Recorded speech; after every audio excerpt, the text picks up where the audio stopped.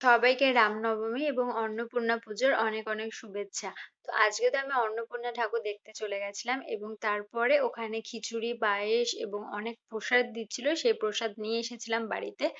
তো দেখো পায়েসটা এতটাই সুন্দর হয়েছে, মানে মনে হচ্ছে যেন মা অন্নপূর্ণা নিজে হাতে পায়েস রান্না করেছে। মানে পায়েসটার মধ্যে না আলাদা একটা গন্ধ ছিল, আর ঘিটা তো পুরো ভাসছিল। জানি না ভিডিওতে কতটা বোঝাতে পারলাম। আর ছিল কিছু মিষ্টি প্রসাদ।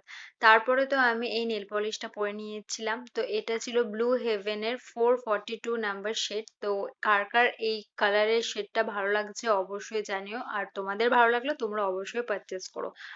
আর তারপরে তো রাত্রেবেলায় একদমই খিদে পাচ্ছিল না এই প্রসাদ খাওয়ার পরে, তো ভাবলাম একটু সাবু খেয়ে নিই। তো সাবুটা আমি কলা, আঙুর, পেয়ারা, শসা, বেদানা, মিছরি এবং সন্ধ্যা লবণ দিয়ে মেখে খেয়ে নিয়েছিলাম। তো আজকে রামনবমী বলে গোপালকে এইভাবে সাজিয়েছিলাম।